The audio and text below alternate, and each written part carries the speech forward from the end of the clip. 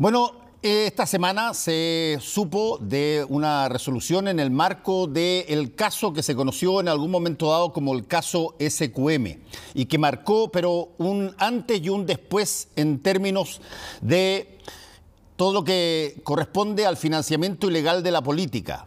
Fue bastante transversal la situación.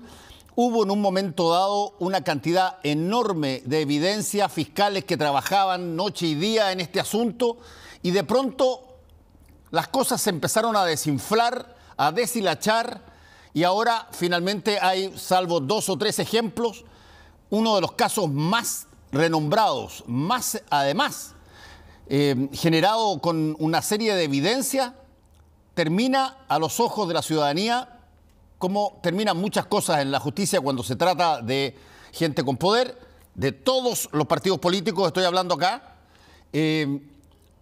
y que básicamente da la sensación de que la justicia para este tipo de cosas, por lo menos hasta ahora, no funciona. Vamos a conversar con una de las personas que fue de los primeros querellantes en el caso SQM, actualmente constituyente, el abogado Mauricio Daza. ¿Cómo estás, Mauricio?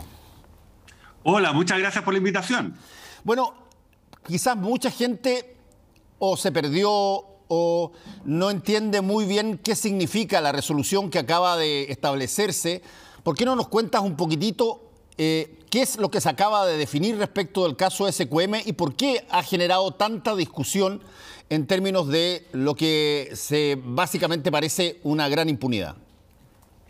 Bueno, lo que se acaba de definir es un capítulo más en una de las peores tramas de corrupción e impunidad que hemos podido observar en nuestro país, que es precisamente el caso de SQM.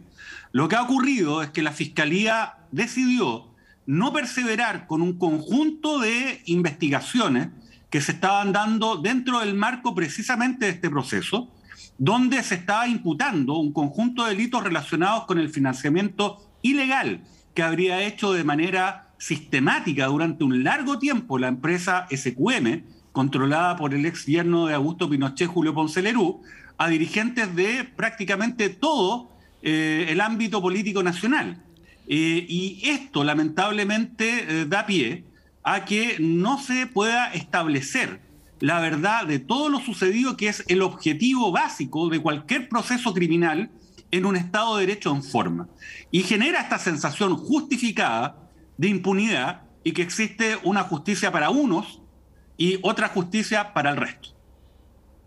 Ahora, Mauricio, para empezar a entender un poco más el fondo de esta situación, hay una serie de variables que son bien interesantes de constatar. Por ejemplo, alguien podría preguntar, ¿pero cómo? Si Ponce Lerú estuvo de alguna manera preso, estuvo Jaime Orpiz, el senador Jaime Orpiz, está en una situación de arresto domiciliario. Y por lo tanto, ¿dónde falla la justicia en este caso? A ver, Julio Ponce no ha estado ni cerca de estar preso en Chile. De hecho, yo creo que es el gran intocable en Chile. Me confundí con el senador Orpiz, por eso te dije. Ah, bueno, sí. Pero Jaime Orpiz, acuérdate que está involucrado en el caso Corpesca, ¿no? Sí. Acá la verdad que lo que ocurrió fue que en un determinado momento se empezaron a desmantelar los casos. Y ese momento yo creo que está marcado por el arribo de Jorge Abbott como fiscal nacional del Ministerio Público. Hay que hacer un poco de historia, hay que recordar de que esta causa SQM nace del contexto de una investigación anterior que era el caso Penta, donde básicamente lo que se estaba investigando era un esquema de financiamiento ilegal de la política que se concretaba a través de la triangulación de dineros. ¿Y cómo se hacía esto? Personas cercanas a un dirigente político le emitían una factura o boleta a SQM o a Corpesca o a otra empresa, la cual era pagada por esta empresa. Pero eran servicios falsos, servicios que nunca se habían prestado. Entonces, ¿qué es lo que ocurría? Al recibir esta factura o boleta, la empresa la utilizaba para descontar impuestos, pero a su vez, al pagar estos servicios falsos a estas personas que eran del círculo de dirigentes políticos, le entregaban estos dineros y después los hacían llegar para el financiamiento de campañas, de actividades, de gastos de estos dirigentes políticos. Ese era el esquema, ¿no? Que pasaba por entregar una boleta o factura falsa. Ahora, cuando se abrió el caso SQM se descubrió que esto ya no era sencillamente una operación de financiamiento que habría operado respecto del Grupo Penta en relación a partidos de la centroderecha en nuestro país, sino que se trataba de una trama mucho más extendida y compleja, donde ni más ni menos que la empresa del ex yerno del dictador Augusto Pinochet estaba financiando importantes dirigentes políticos de la centroizquierda nacional. Entonces, en este contexto se fue generando, yo diría que un intento articulado para garantizar impunidad y que finalmente estas causas no avanzaran. Y en ese contexto, bueno, hubo, yo diría, dos momentos clave. El primero, se saca a el director del Servicio de Impuestos Internos, Michel Llorrat, quien junto al ex subdirector de Santidad, Cristian Vargas, estaban impulsando estas causas, y se le reemplaza con Fernando Barraza, que en la práctica, a partir de sus actuaciones, garantizó impunidad en este ámbito. Y por otro lado, se designa a Jorge Abot, quien a partir también de sus actuaciones, su efecto ha sido el garantizar de que estas causas se desmantelaran y finalmente se empezaran a diluir de a poco hasta llegar al resultado que hemos conocido esta semana, donde SQM prácticamente muere a partir de esta lápida que le coloca la fiscal regional de Valparaíso. Ahora, Mauricio, yo mencioné en los casos también de Jaime Orpiz, que efectivamente está en otro caso, que es el caso Corpesca, porque estas cosas coincidieron en el tiempo con el fenómeno de financiamiento ilegal de la política, que tenía características similares en algunos casos y que tenía este sustrato que tú muy bien relataste de generar boletas por actividades que nunca se hicieron, pero que fueron pagadas. Y ahí hay un punto que ha sido bien discutido y me parece súper interesante, que es este punto donde un órgano que no es autónomo, como el Servicio de Impuestos Internos, señala en un momento dado que o no tiene iniciativa, o no tiene forma, o no tiene mecanismos por los cuales se puede querellar, cuando lo que el Ministerio Público decía es que no podía perseverar en la pesquisa y en el caso porque no había una querella de impuestos internos. Entonces, uno decía que no se podía querellar o no quería querellarse, el otro decía que sin la querella no se podía continuar y finalmente, bueno, la cosa quedó en una especie de statu quo eterno hasta que finalmente se resolvió que la cosa no seguía más nomás. Bueno, obviamente acá existen problemas estructurales que pensamos que debemos cambiar además en esta nueva constitución que vamos a redactar y proponerle al país. Y uno de los problemas estructurales es que hay muchos órganos que tienen la facultad efectivamente de decidir si es que se denuncian o querellan respecto a determinados delitos, y sin esa denuncia o querella el Ministerio Público no puede seguir investigando. Lamentablemente estos órganos son dirigidos por personas que son designados o cuyo cargo depende finalmente de la confianza respecto del poder político, ¿no? Y en este caso ocurrió lo siguiente. Acá teníamos un director del Servicio de Impuestos Internos y un subdirector que estaban impulsando las causas. Cuando esto tocó SQM, que obviamente había financiado transversalmente a dirigentes políticos a través de este mecanismo irregular, entonces lo que ocurrió fue que sacaron a este director, ¿no? Y lo sacaron sin expresión mayor de causa, porque el poder político en ese momento, Michelle Bachelet, bueno, sencillamente decidió reemplazarlo con Fernando Barraza. Y fíjate, Fernando Barraza, como él es el director, tuvo la facultad de decir, ¿sabe qué? No me querello más.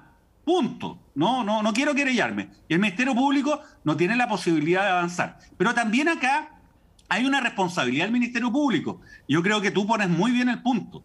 Acá tenemos dos entidades que se echan la culpa la una a la otra, pero finalmente el resultado es impunidad.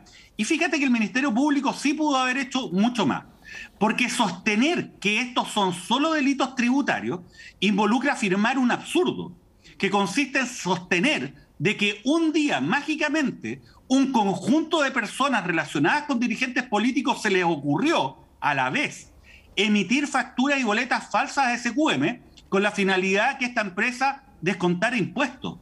Y todos sabemos que esto no fue así. Esto lo que se hizo fue básicamente para financiar actividades de dirigentes políticos. Cualquier fiscalía meridianamente seria, en el siglo XXI sobre todo, lo que haría sería investigar, bueno, ¿Hubo alguna gestión a cambio de esos pagos? No solamente se quedan con la entrega de la boleta falsa, van más allá. Pero tenemos un Ministerio Público que claramente no ha estado a la altura de lo que es el desafío, simplemente se quedó con el delito tributario, porque, un dato, si hubieran investigado posibles delitos de soborno o de cohecho, no se necesitaba de denuncia o querella del Servicio de Impuestos Internos para continuar con esas indagatorias. Sin embargo, el Ministerio Público se lava las manos bajo esta excusa, respecto de la cual también tiene responsabilidad, sin duda, el Servicio de Impuestos Internos, pero no exime lo que es la falta de voluntad de la Fiscalía de investigar en serio y de manera profunda esta trama de financiamiento ilegal de la política y sus consecuencias penales.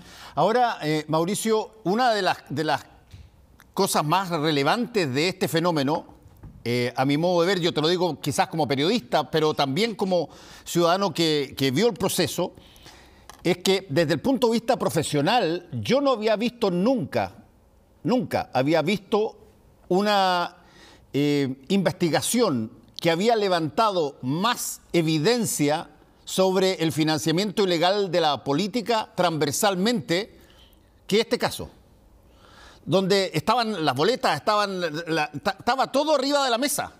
Incluso en ese entonces se decía que, bueno, era cosa de esperar un rato para que empezaran a caer las sentencias y las cosas.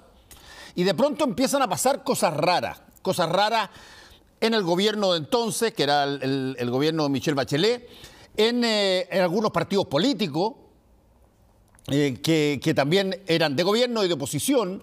Bueno, en toda la trama de abogados que iban y venían, así como están todos hoy día en matinales por otras razones, en esa época estaban todos hablando de SQM, y de pronto este asunto, Mauricio, como que queda en una suerte de stand-by, y tú pestañaste, haces un viaje al futuro no muy largo, y la cosa se sale de la noticia, sale de toda situación que, bueno, deriva básicamente en esperar, hasta que finalmente años después encontramos que no se puede perseverar. Entonces, hay aquí, o ves tú aquí, una cosa donde necesariamente tuvo que haber habido algún tipo de comunicación transversal para impedir que esto perseverara. Sin ninguna duda, aquí hubo un esfuerzo articulado, transversal, de los distintos sectores de la política chilena para los efectos que estas causas se desmantelaran y finalmente quedaran en nada. Yo creo que acá el principal esfuerzo era que no se siguiera investigando, no se esclareciera toda la verdad de lo sucedido. Y por lo tanto, desde esta perspectiva, nosotros podemos ver que hubo una estrategia político, comunicacional, judicial, ¿no?, para esos efectos. Y bueno, mira, tú hablabas de que había miles de antecedentes en SQM, yo estoy de acuerdo. Pero fíjate cómo empezó esto. Cuando Jorge Abbott es designado como fiscal del Ministerio Público, él divide las causas y le entrega la causa Corpesca a Manuel Guerra, le entrega la causa SQM a Pablo Gómez Niada, y finalmente queda la causa Corpesca en manos de Jimena Chong. En el caso de Jimena Chong, estamos frente a una fiscal ejemplar que, a pesar de todas las presiones, siguió adelante hasta el final. Resultado, condena en contra de Jaime Orpiz, condena en contra de Marta Isasi, condena por el delito de soborno. Esto es un hecho muy importante en contra de la empresa del grupo Angelini Corpesca, ¿no? Una condena penal. Bueno, pero en el caso SQM, lo que hizo Manuel Guerra, lo que hizo Pablo Gómez Niada, que era entonces fiscal regional de Valparaíso, fue llegar y agarrar esta causa que estaba completamente armada, que obviamente daba cuenta de una fórmula de financiamiento ilegal de la política que tenía un sentido, hechos que estaban conectados, llegó y empezó a dividir la causa en pequeños pedazos y a partir de aquello la empezó a eliminar de a poco. Y lo que hemos observado y conocido esta semana es un capítulo más de ese esfuerzo, una consecuencia de aquello. Fíjate lo que pasó en Penta. En Penta teníamos una causa que ya estaba lista. Estaba Iván Moreira desaforado por la Corte Suprema. Teníamos una acusación presentada. Habíamos señalado las miles de pruebas que íbamos a incluir en el juicio oral. No faltaba nada para aquello. Mágicamente, Manuel Guerra llega y decide, ¿sabe qué? Vamos a terminar este caso, y ahí concluye, ¿te acuerdas?, las clases de ética respecto de los señores Delano y Lavín. Una causa que estaba lista para ir a juicio, quedó en nada. Y como te digo, esto es parte de un esfuerzo articulado, de una estrategia que finalmente ha sido exitosa para los efectos de poner una lápida a una de las tramas, insisto, de corrupción e impunidad más groseras que hemos conocido en la historia judicial chilena. Déjame agregarte otra variable aquí.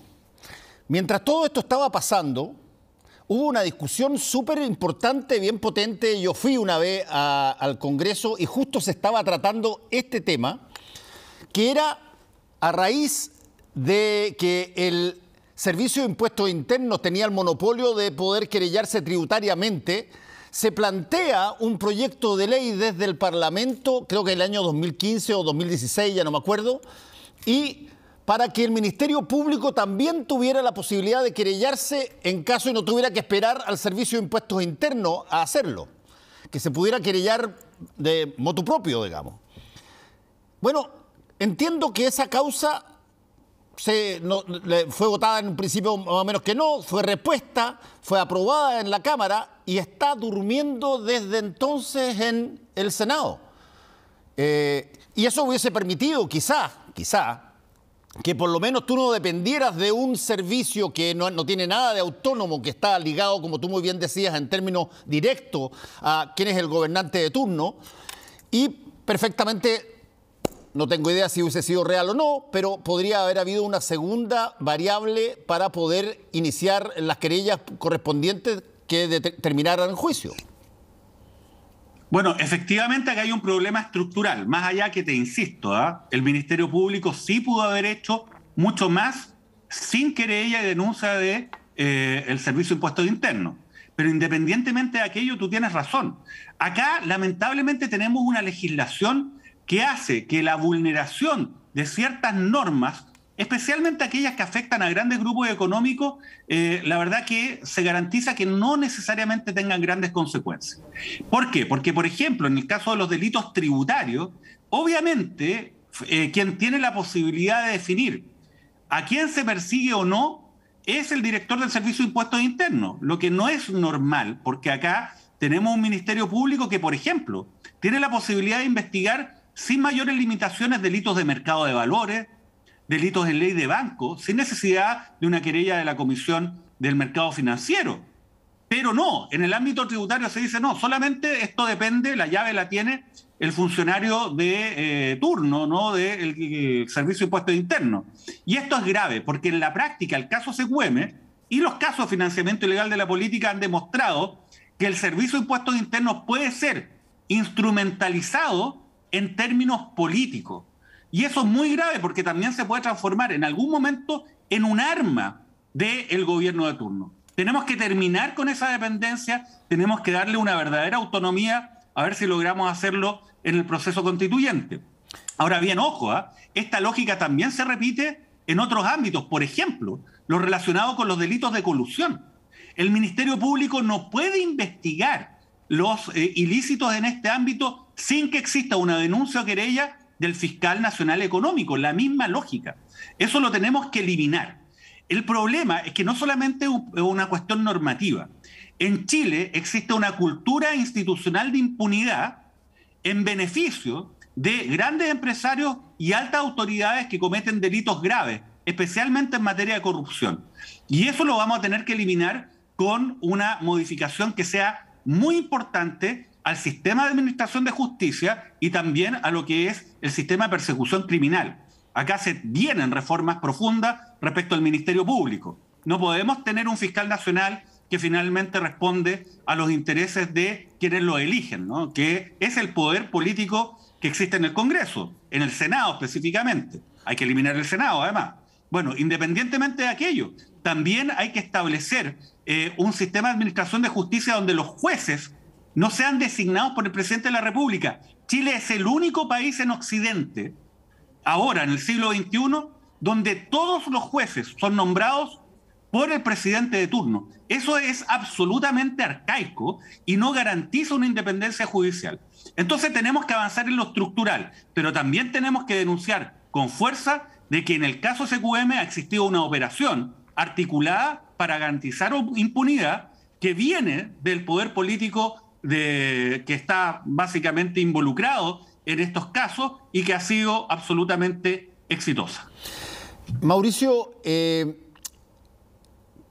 tú eres parte de la Convención Constitucional y has mencionado algunas cosas que probablemente se van a revisar de este tipo de legislación.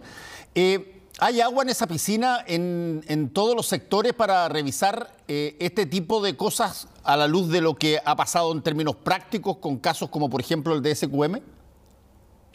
Yo creo que sí, más allá de que no sea un tema del cual se hable demasiado, cuando se conversa acerca del proceso constituyente, la reforma al sistema de administración de justicia, yo creo que es uno de los pasos donde vamos a generar los cambios más importantes y más notorios dentro de esta nueva constitución. Insisto, acá no podemos tener el sistema de designación de jueces que tenemos.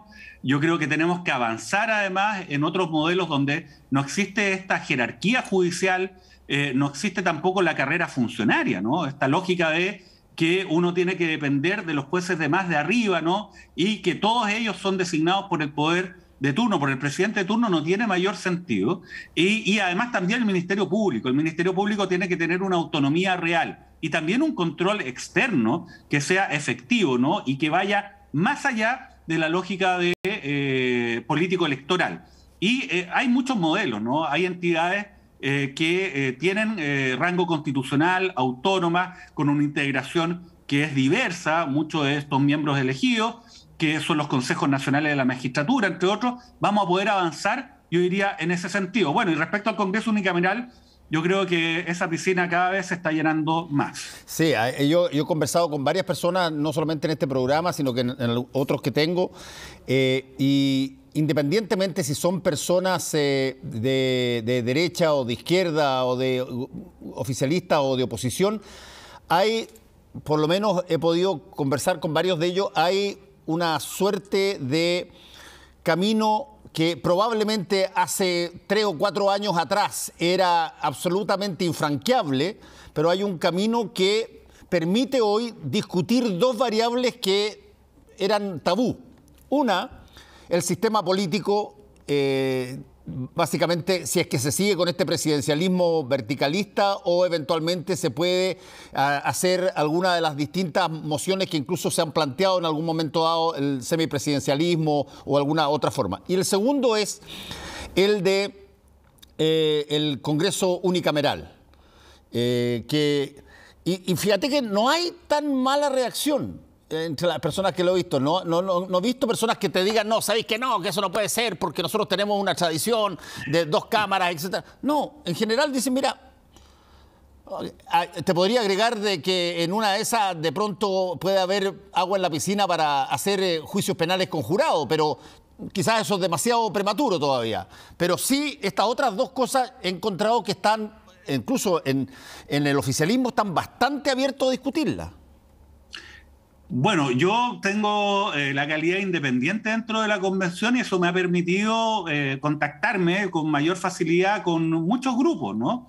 Y en estas conversaciones, donde hablamos, por ejemplo, de descentralización, hablamos de reforma a la justicia, perfeccionamiento de la democracia, entre muchos otros temas, mira, hay un consenso que es muy amplio, que es un consenso que no se nota, todavía no se visibiliza, porque todavía no estamos discutiendo los temas de fondo. Eso lo vamos a hacer una vez que terminemos el reglamento. Pero yo la verdad es que estoy muy optimista, ¿no? Muchas veces veo las noticias, ¿no? Está la polémica del día, ¿no? Que son cuestiones más bien administrativas, o la declaración que hizo alguien, el tuit del otro, o esta pelea por cargos simbólicos donde se sacan los ojos, ¿no? Varios partidos políticos por acceder a vicepresidencias que son más bien simbólicas.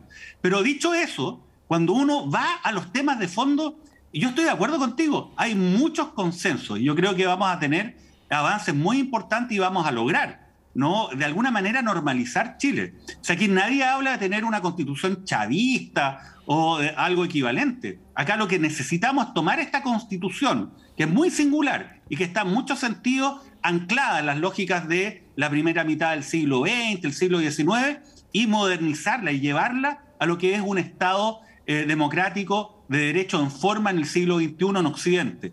Y yo creo que esos cambios van a ser muy importantes y esos cambios van a permitir que empecemos a terminar con este show. Esto es un espectáculo. Acá la impunidad se concreta de una manera descarada, a vista y paciencia de todo el mundo, porque la verdad es que existe la convicción que acá se puede hacer lo que se quiera y no va a haber ningún tipo de sanción o algún efecto negativo para quienes lideran, ¿no?, estas operaciones de impunidad, y ni hablar para quienes se financiaron ilegalmente de la política. Imagínate, Rodrigo Peñalillo incluso ha llegado acá a decir que va a ser candidato a senador como si no hubiese pasado nada. O sea, eso es un síntoma de una vieja política que yo creo que gran parte del país quiere empezar a dejar atrás. Sí, pero convengamos una cosa.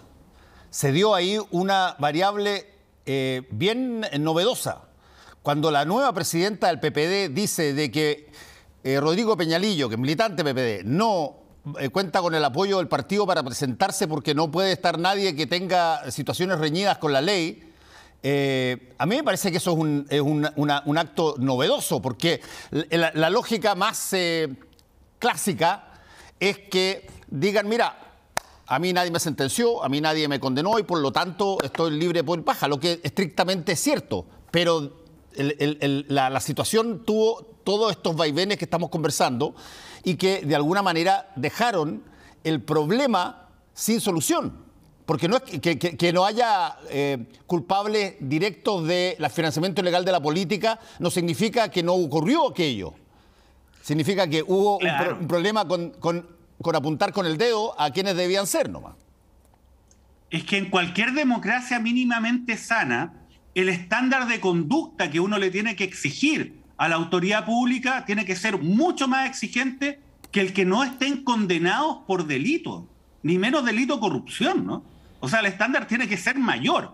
Y obviamente acá tenemos a Rodrigo Peñalillo, quien claramente estuvo involucrado en el esquema de financiamiento de asesorías y negocios, que era la empresa de Giorgio Martelli, quien fue condenado a 800 días de cárcel remitido precisamente a partir de esta imputación. Entonces la pregunta que uno se hace también, volviendo al tema de la Fiscalía y del Servicio de Impuestos Internos, ¿cómo es posible que a Giorgio Martelli por asesoría y negocios lo condenen por delito y resulta que quienes emitieron boletas que hicieron funcionar el engranaje de esta máquina de financiamiento ilegal de la política no sean también condenados? Y dentro de las personas que emitieron esas boletas se encontraba Rodrigo Peñalillo. Ahora tú tienes razón. Bueno, el PPD también tiene una historia. Acuérdate que se llegó al absurdo de que el PPD informó al CERVEL dentro de su nómina de militantes a Soquimich. Después lo tuvieron que corregir. Bueno, y eso daba cuenta también que había un financiamiento, el cual también se denunció en algún momento,